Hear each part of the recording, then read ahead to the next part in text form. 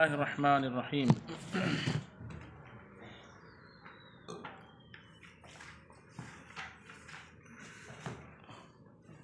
واما فصلہ فلتخصیصہ بالمسند واما تقدیمہ فلکون ذکرہ اہم۔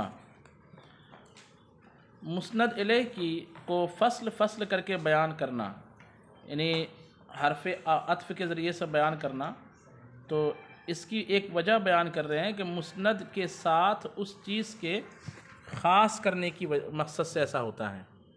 کس کے ساتھ؟ یہی سبق ہے نا؟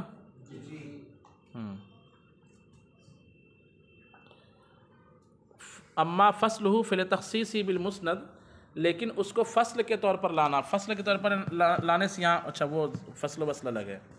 یہاں مراد یہ ہے کہ مسند الیہ ذکر کریں، پھر مسند کو ذکر کریں اور اس کے درمیان ہم ضمیر فصل لے کے آ جائیں۔ کیا لے کے آ جائیں؟ ضمیر فصل۔ جیسے زید قائم، یوں نہ بول کر کے ہم یوں بولے زید هو القائم۔ کیا بولیں؟ هو القائم۔ تو یہ ہوا ضمیر جو ہے ضمیر فصل ہے، جو صرف اور صرف کس لیے لائی جاتی ہے کہ مبتدا اور خبر کے درمیان جو ہے موصوف صفت یہ دونوں نہیں ہے، اس بات میں فرق پیدا کرنے کے لیے، ہے نا؟ یعنی زید القائم کو کوئی ایسا نہ سمجھے کہ زید موصوف اور القائم اس کی صفت ہے، اس کو اس سے الگ کرنے کے لیے کہتے ہیں زید هو القائم۔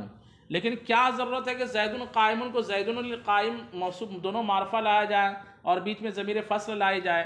تو ضمیر فصل لانے کی وجہ بیان کر رہے ہیں تخصیصہ بالمسند، مسند کے ساتھ مسند الیہ کو کیا کرنا مقصود ہوتا ہے؟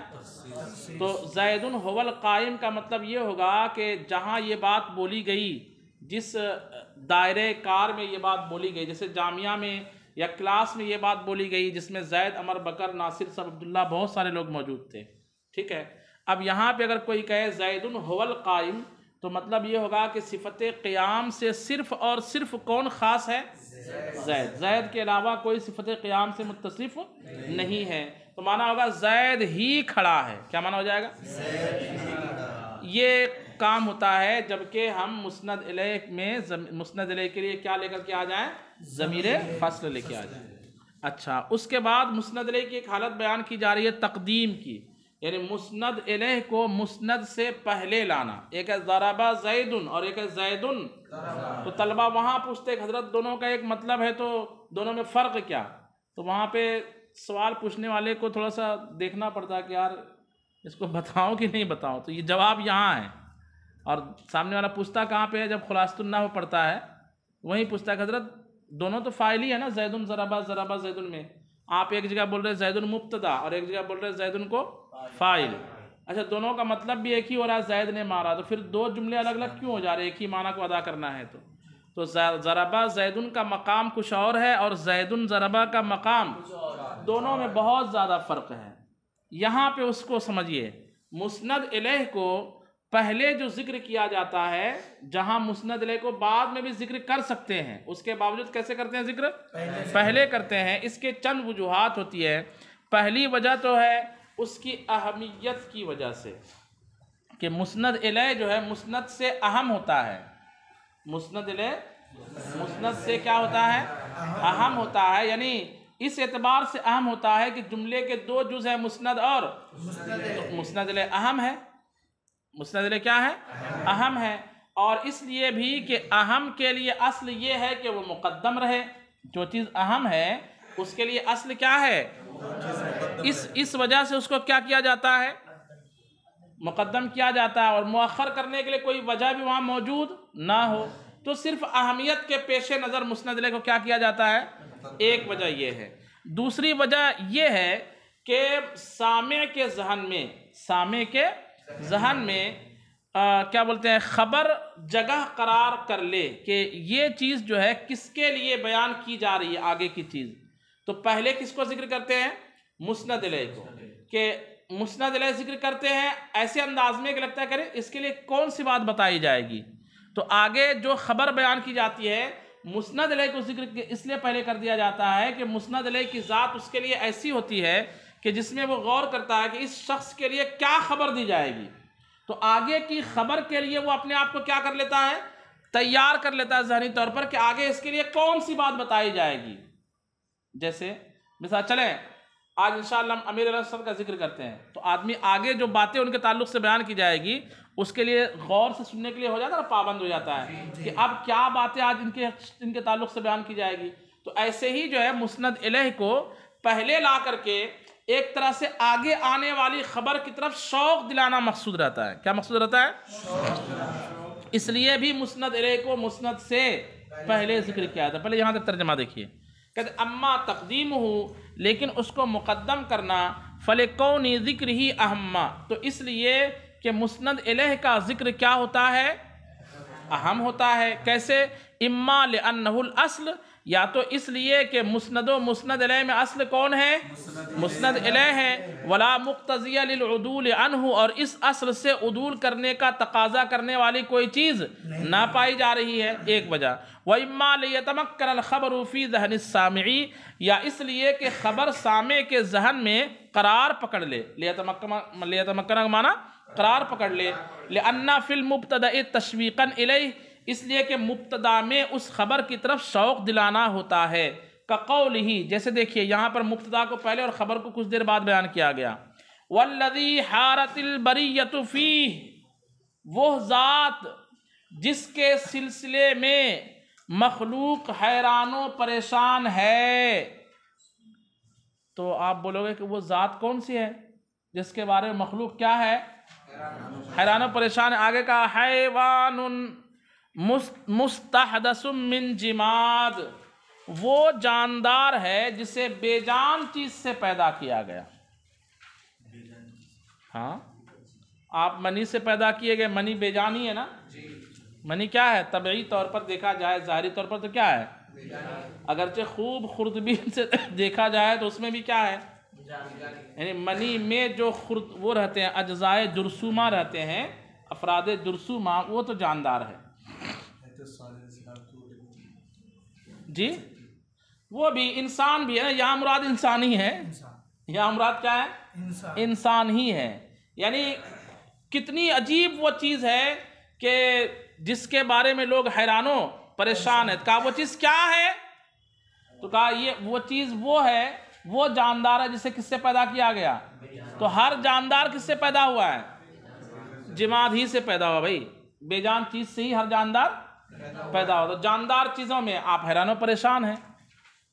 تو یہاں پہ پہلے جب الذی حارت ہو فی، کیا مثال؟ والذی حارت البریۃ فی، وہ ذات، وہ شخصیت جس کے بارے میں بریہ یعنی مخلوق کیا ہے؟ حیران ہے. وہ کیا ہے؟ بولو بھائی. حیوان مستحدث من جماد، یہ اس کی خبر ہے. تو ان وجوہات کی بنیاد پر مسند الیہ کو پہلے لایا جاتا ہے. پھر اور وجہ کبھی کہتے ہیں وَإِمَّا لِتَعْجِيلِ الْمَسَرَّةِ أَوِ الْمَسَاءَةِ لِلتَّفَاؤُلِ أَوِ التَّطَيُّرِ، کبھی کہتے ہیں کہ نیک فعلی میں اور بد فعلی میں، نیک فعلی میں جلدی اور بد فعلی میں جلدی کے سبب سے بھی مسند الیہ کو پہلے ذکر کرتے ہیں. یہ کب ہوتا ہے بھائی؟ یعنی وہاں پہ نیک فعلی کا حصول مقصود ہوتا ہے. کیا مقصود ہوتا ہے؟ نیک فعلی. یہاں پہلے دیا ہوا ہے کہ خوشی کی جلدی اور غمی کی جلدی. خوشی میں جلدی اور غمی میں جلدی کا معنی پیدا کرنے کے لیے مسند الیہ کو پہلے ذکر کیا جاتا ہے. اور خوشی میں جلدی کب کی جائے گی؟ جب مسند الیہ کا ذکر بطور نیک فعلی کے کیا جائے. اور غمی میں تعجیل کب کی جائے؟ جب مسند الیہ کے ذکر کو بطور بد فعلی کے ذکر کیا جائے. کس کے ذکر کیا جائے؟ جیسے مثال کے طور پر ایک شخص ہے جس کا نام ہے سفاح، اس کا معنی ہوتا ہے خون بہانے والا. اور ایک شخص ہے جس کا معنی ہے صالح. کیا معنی ہے؟ صالح. یا ایک شخص ہے جس کا معنی ہے سعد. کیا نام ہے؟ سعد. تو اب یہاں پہ یوں کہیں، ایک تو یوں طریقہ ہے، یوں کہیں فی الدار سعد، گھر میں کون ہے؟ فی دار کا سعد، آپ کے گھر میں سعد ہے. یہ بالکل نارمل سی خبر ہے. لیکن اگر یہاں یوں مقصود ہو کہ اس کا نام سعد ہے، سعد کا معنی تھا نیک بختی، تو یوں نیک بختی حسن تفاعل کے طور پر جو ہے، اچھے شگون کے طور پر یوں کہے سعد فی دارے کا، نیک بختی تو آپ کے گھر میں ہے. جیسے بولتے ہیں نا کہ یار ہمارے شیخ صاحب بولتے تھے ارے کسی درجے میں اخلاق نہیں ہے، آپ کے درجے میں ماشاءاللہ اخلاق ہے. وہ اخلاق نام کا ایک بچہ ہمارے ساتھ پڑھتا تھا. اس میں بات ہے کہ نہیں؟ تو یہ جو ہے ایک کیا بولیں گے تفاعل ہے. یہ کیا ہے؟ حسن تفاعل. حسن تفاعل جس کو نیک شگونی کہتے ہیں. یہ کہنا کہ سعد تو آپ کے گھر میں ہی ہے، سعد تو آپ کے گھر میں ہے. اور کوئی کہے الصفاح فی دار صدیقک، آپ کے دوست کے گھر میں تو صفاح ہے.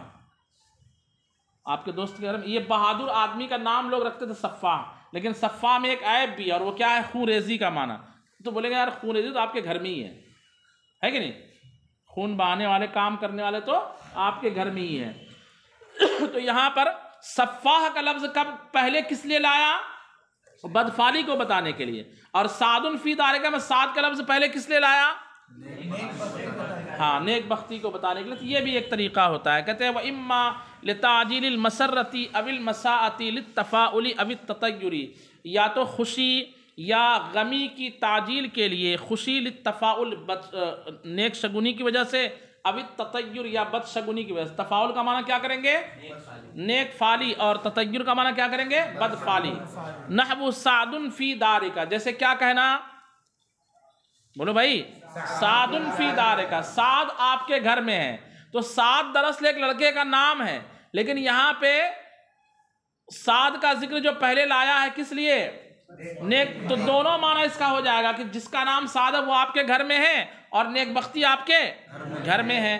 یا یہ کہنا الصفاح فی دار صدیقک، صفاح تیرے دوست کے گھر میں ہے. تو صفاح نامی شخص دوست کے گھر میں ہے، یہ بھی معنی سمجھ میں آ گیا. اور ساتھ ہی ساتھ کہ صفاح جو ہے خون بہانے والے کہتے ہیں، اس اعتبار سے بدشگونی ہو گئی یہاں پہ. یہ ایک مقصد ہوتا ہے مسند علیہ کو. یہ کبھی کبھی کچھ مقامات پر ایسا معاملہ ہوتا ہے کہ جہاں نام اور اس سے جو ہے اس کے معنی میں کچھ کیا ہوتی ہے؟ مناسبت ہوتی ہے، تو یوں لفظ کا استعمال کر لیا جاتا ہے. لفظ کا استعمال کر لیا جاتا ہے.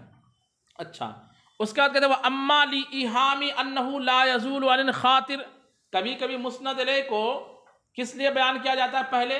حالانکہ بعد میں بھی بیان کرتے تو کوئی حرج نہیں، لیکن پہلے بیان کرتے ہیں سامنے والے کو اس بات کا خیال دلانے کے لیے کہ دیکھو مسند علیہ وہ ذات ہے جو میرے دل سے نکلتی نہیں ہے. جب میں بولتا ہوں تو اسی کا نام آتا ہے، جب میں بولتا ہوں تو اسی کا نام آتا ہے. جیسے اس کی مثال عام طور پر دی جاتی ہے الحبیب جاءنی. الحبیب یعنی اس سے آپ محبت کرتے ہیں، یہ بتانے کے لیے کہ میں محبوب کا ذکر کو کبھی بھی چھوڑتا نہیں. میں جب بھی بولتا ہوں تو میرے منہ سے محبوب کا ہی نام نکلتا ہے. سامنے والوں کو یہ خیال دلانے کے لیے جاءنی الحبیب نہ بولے، بلکہ کیا بولے؟ الحبیب جاءنی، یوں بولے. یا یہ وہم دلانے کے لیے کہ سامنے والے کا نام لینا میرے لیے مزے کا باعث ہے، مجھے اچھا لگتا ہے اس کا نام لینا. تو اس مقصد کے تحت بھی مسند سے پہلے کس چیز کو ذکر کر دیا جاتا ہے؟ مسند علیہ کو. یا نام کہتے ہیں وَإِمَّا لِإِيهَامِ أَنَّهُ لَا يَزُولُ عَنِ الْخَاطِرِ، یا اس بات کا وہم یعنی خیال دلانے کے لیے کہ دل سے وہ چیز جدا نہیں ہوتی، دل سے وہ خیال جدا نہیں ہوتا. او أَنَّهُ يَسْتَلِذُّ بِهِ، یا اس بات کا خیال دلانے کے لیے کہ متکلم اس کے ذکر سے کیا حاصل کرتا ہے؟ وَإِمَّا لِنَحْوِ ذَلِكَ، یا اس کے مثل اور کوئی چیز جیسے تعظیم کے لیے، یا جیسے پیچھے تبرک وغیرہ کا لفظ گزرا، اس کے لیے بھی مسند علیہ کو پہلے ذکر کیا جاتا ہے. اس کی مثال یہاں پہ بیان نہیں کی. نیچے کی جو بحث ہے، قال عبد القاہر جرجانی نے کہا قد یقدم، کبھی مسند علیہ کو مقدم کیا جاتا ہے. کس لیے؟ لیفید تخصیصہ بالخبر الفعلی ان ولیہ حرف النفی نحو ما انا قلت هذا اے لم اقلہ مع انہ مقول لغیری ولہذا لم یصح ما انا قلت هذا ولا غیری ولا ما انا رأیت احدا ولا ما انا ضربت الا زیدا. وَإِلَّا سے دوسرا قاعدہ. یہاں سے ایک تھوڑی سی جو ہے نا تھوڑی ٹف ایک بحث ہے جس کو آپ کو اچھے سے سمجھنا ہے. سمجھنے سے پہلے کچھ باتیں میں آپ کے سامنے بول رہا ہوں، اس کو توجہ سے سمجھ لیجئے تو یہ سبق ہم سمجھیں گے. یہاں سے بیان کر رہے ہیں کہ وہی زید ضربا اور ضربا زید جیسی مثالیں کہ اگر مسند الیہ بطور مبتدا ہو، مسند الیہ کیا ہو؟ اور اس کی خبر فعل ہو تو فعل کو انہوں نے نام دیا ہے خبر فعلی. کیا نام دیا ہے؟ جیسے زید ضرب اور زید ضارب، تو زید مبتدا ضارب اس کی خبر ہے لیکن یہ خبر اسم ہے. اور زید ضرب، زید مبتدا اور ضرب فعل ہوا ضمیر اس کا فعل، فاعل سے مل کر جملہ فعلیہ خبریہ ہو کر کے یہ جو خبر ہے یہاں پہ ضربہ، اس خبر کو نام دیں گے خبر فعلی. کیا نام دیں گے؟ خبر فعلی. یعنی فعل کی اسناد جس مبتدا کی طرف ضمیر کے واسطے سے کی جائے، فعل کی اسناد جس مبتدا کی طرف ضمیر کے واسطے سے کی جائے، وہ فعل جو بطور خبر واقع ہو، اس فعل کو یہاں کیا نام دے رہے ہیں؟ بولیے. خبر فعلی. تو اگر خبر فعلی ہو اور خبر فعلی میں حرف نفی بھی لگا ہوا ہو اور وہ حرف نفی مسند الیہ پر مقدم ہو، وہ حرف نفی مسند الیہ پر کیا ہو؟ مقدم ہو، اور حرف نفی اور مسند الیہ کے درمیان کوئی غیر چیز جو ہے حائل نہ ہو. غیر سے مراد یعنی فعل کا معمول نہ ہو بلکہ معمول کے علاوہ کچھ اور متعلق وغیرہ ہو، معمول اس کا حائل نہ ہو. ان شرائط کے ساتھ ان شرائط کے ساتھ معاملہ یہ ہوتا ہے، قاعدہ یہ ہے کہ اگر فعل منفی ہو تو جس فعل کی نفی، جو حرف نفی ہے نا، مسند الیہ کے ساتھ کیا ملا ہوا ہو؟ حرف نفی ملا ہوا ہو، اور اس کی جو خبر ہے وہ خبر کیسی ہو؟ خبر فعلی ہو. سمجھئے؟ تو مطلب حرف نفی مقدم ہو، اس کے بعد مسند الیہ ہو، اس کے بعد کیا ہو؟ فعل ہو. اس کے بعد کیا ہو؟ فعل ہو. تو فعل کی نفی مسند الیہ سے ہوگی، فعل کی نفی مسند الیہ سے ہوگی. اس میں قاعدہ یہ بیان کیا گیا ہے کہ جس فعل کی نفی جس حیثیت سے مسند الیہ کے لیے ہوگی، اسی فعل کا ثبوت غیر کے لیے اسی حیثیت سے ہوگا. یہ پہلے قاعدہ سمجھنا ہے. یعنی ایک فعل کا اس بات یا ایک فعل کا ثبوت اس صورت میں، کس صورت میں؟ جبکہ مسند الیہ کے ساتھ حرف نفی لگا ہوا ہو، اس پر مقدم ہو، اور مسند جو ہے خبر فعلی ہو. مسند کیا ہو؟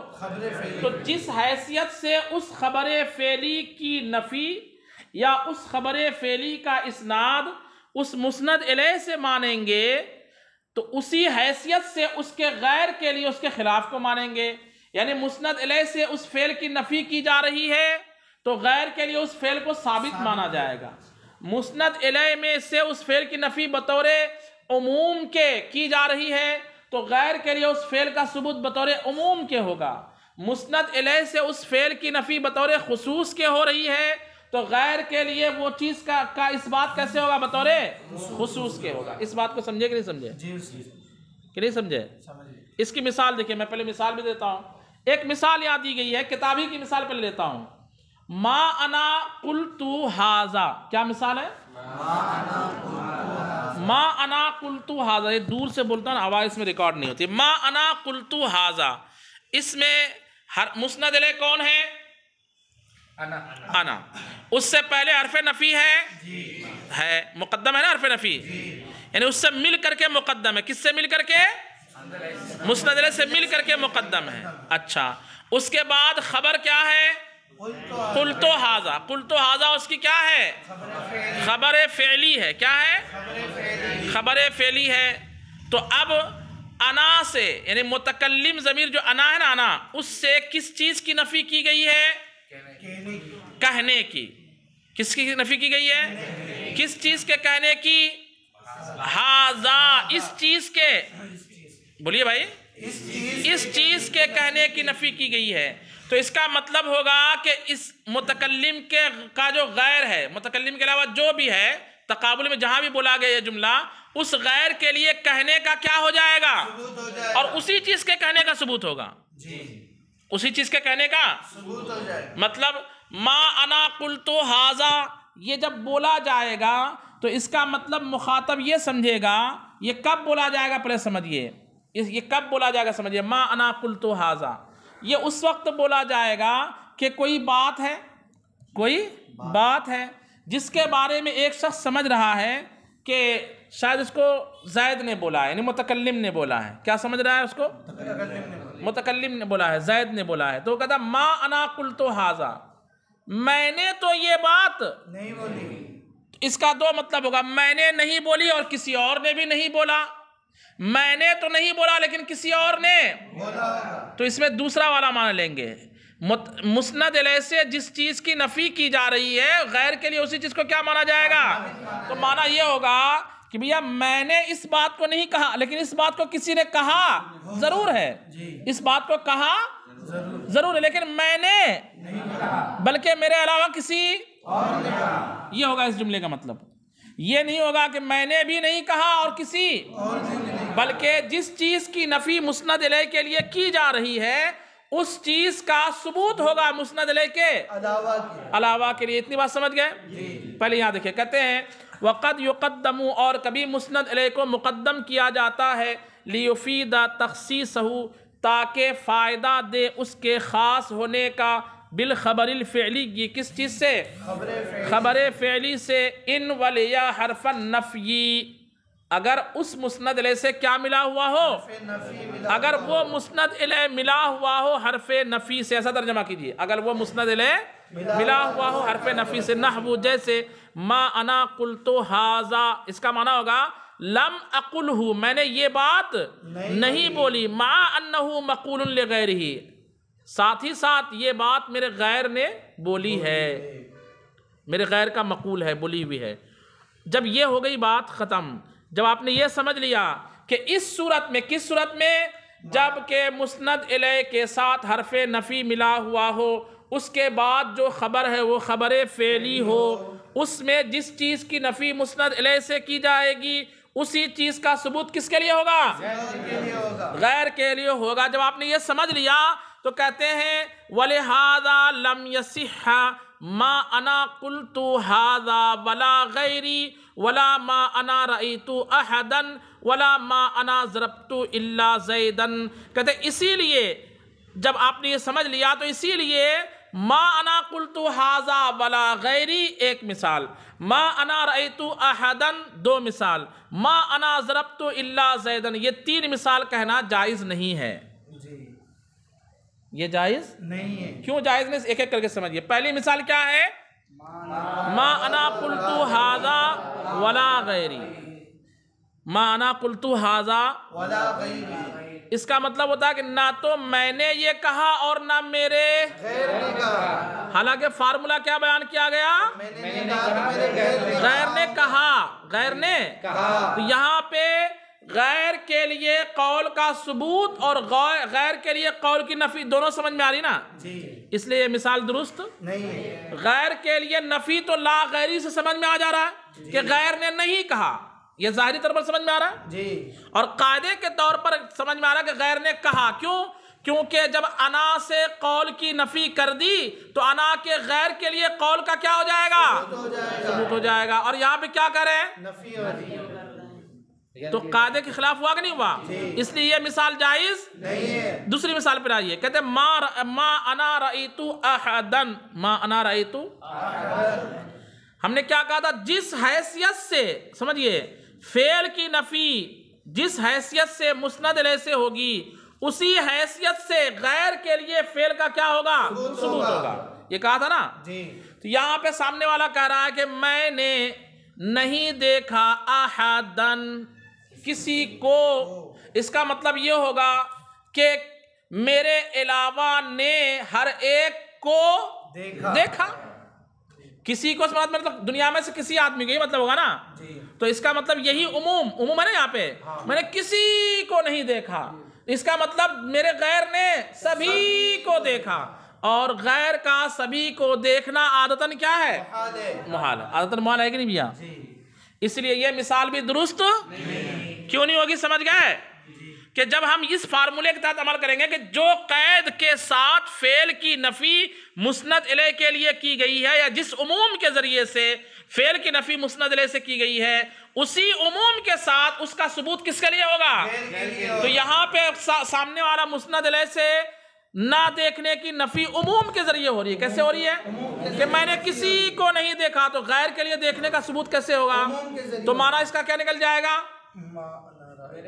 میرے غیر نے سبھی کو دیکھا, حالانکہ تمام کو دیکھنا یہ ممکن نہیں ہے. تیسری مثال, ما انا ضربت الا زیدن, ما انا ضربت الا زیدن. اب ایک بات, اس مثال کے غلط ہونے کو سمجھنے سے پہلے ایک اور بات سمجھنی پڑے گی آپ کو, وہ یہ کہ جب الا حرف استثناء کا استعمال ہوتا ہے تو جس چیز کی اسناد پہلے چیز کی طرف بطور ثبوت ہے اس کی نفی ہو جاتی ہے مستثنیٰ میں, اور جس چیز کی نفی پہلے چیز کی طرف مستثنیٰ میں اس کا ثبوت ہو جاتا ہے. کس میں مستثنیٰ ایسی ہے؟ جو ہم کہتے ہیں کہ ما انا ضربت, میں نے نہیں مارا, مانا ہوگا ما انا ضربت احدن, میں نے کسی کو نہیں مارا. اب استثناء الا زیدن, تو مطلب میں نے زید کو مارا, میں نے زید کو. جب آپ کہتے ہیں ما انا ضربت احدن الا زیدن, میں نے کسی کو نہیں مارا سوائے, تو مطلب ہوگا زید کے علاوہ کو نہیں مارا اور زید کو مارا. زید کے علاوہ سے ضرب کی کیا ہو گئی؟ نفی ہو گئی. بولیے, اور زید کے لیے ضرب کا ثبوت ہو گیا. ہم نے کیا کہا تھا کہ جب حرف نفی مسند الیہ سے مل کر کے آئے اور خبر فعلی ہو تو جس چیز کی نفی مسند الیہ سے ہوگی اس کا ثبوت غیر سے ہوگا, غیر کے لیے ہوگا. یا نفی کس چیز کی ہو رہی ہے؟ مسند الیہ سے مارنے کی نفی ہو رہی ہے مسند الیہ تمام سے. ما ضربت احدن, ما ضربت احدن, میں نے کسی کو نہیں مارا سوائے زید. تو اس کا مطلب یہ نکلے گا کہ غیر نے سب کو مارا سوائے زید, اور یہ بات بھی درست نہیں ہے, اس لیے یہ مثال درست نہیں ہے. بات آئی عقل شریف میں؟ جی استاد صاحب. کس کا اس بات ہو رہا ہے؟ زید کے لیے اس بات ہو رہا ہے, تو مطلب غیر کے لیے زید کی کیا ہوگی؟ نفی ہوگی, اور زید کے علاوہ سب کے لیے نفی ہو رہی ہے مسند الیہ کی کہ زید کے علاوہ میں نے کسی کو, اس کا مطلب غیر نے زید کے علاوہ سب کو مارا, اور یہ عادتاً کیا ہے؟ محال ہے. اس لیے یہ مثال کیا ہوگی؟ آپ سمجھے کہ نہیں سمجھے؟ ہاں وہی تو, یہی تو بیان کیا گیا نا کہ جس چیز کی نفی کی گئی ہے جس حیثیت سے, تو یہاں احدن سے نفی کی گئی, کسی کو نہیں دیکھا میں نے, یہ نفی ہے نا. تو غیر نے مطلب غیر نے سب کو دیکھا, اور کسی کو مارنے کی بات ہے, کسی کو میں نے نہیں مارا, مطلب غیر نے سب کو مارا, اور میں نے کسی کو نہیں مارا سوائے زید کے, مطلب غیر نے سب کو مارا سوائے زید کو میں نے مارا اور اس نے زید کو نہیں مارا, اور میں نے کسی کو نہیں مارا لیکن اس نے سب کو مارا. یہ معنی ہو جائے گا, اور یہ معنی بالکل کیا ہے؟ بداہتاً غلط ہے. سمجھ گئے بات کو؟ وَلِهَذَا لَمْ يَصِحَّ مَا أَنَا قُلْتُ هَذَا وَلَا غَيْرِ, اسی لیے یہ مثال جائز نہیں ہے. مَا أَنَا قُلْتُ هَذَا وَلَا غَيْرِ کس فارمولے کے تحت؟ ثبوت اور نفی کے فارمولے ایک ساتھ ہو گیا. مَا أَنَا رَأَيْتُ أَحَدًا عموم ہے, اس میں کیا ہے؟ عموم کی نفی ہے, تو غیر کے لیے عموم کا ثبوت ہوگا, اور غیر کے لیے عموم ثابت مانیں گے تو بات غلط ہو جائے گی. غیر کے لیے عموم ثابت مانیں گے تو, کیونکہ معنی یہ ہو جائے کہ غیر نے سب دیکھا, غیر نے سب کو دیکھا, حالانکہ سب کو دیکھنا محال ہے. اور تیسری مثال ما انا ضربت الا زیدن میں استثناء کے ذریعے جو چیز ثابت ہو رہی ہے مسند الیہ کے لیے وہ غیر سے اس کی نفی ہو رہی ہے, اور جس چیز کی نفی ہو رہی ہے مسند الیہ سے غیر کے لیے اس چیز کا کیا ہو رہا ہے؟ تو یہاں بھی معنی ہو جائے گا میں نے ایک کو, غیر نے سب کو مارا سوائے زید کے, اور میں نے کسی کو نہیں مارا سوائے, حالانکہ یہ بات درست نہیں ہے. سمجھ گئے بات کو؟ اچھا آگے وَإِلَّا کے ذریعے کوئی کمرے میں اگر ہو اور 10-5 آدمی ہو, سب کو تو مار سکتا ہے, سب کو دیکھ بھی سکتا ہے. یہاں پہ اصل میں نے کہا نا کہ عموم ہے, یہاں پہ کیا ہے؟ لِهَؤُلَاءِ النَّاسِ پھر بولنا پڑے گا اِلَّا زیدن میں, تو خاص کرنا پڑے گا. پھر کیا کرنا پڑے گا وہاں پہ؟ یہاں پہ احدن عام ہے نا, احدن کیا ہے؟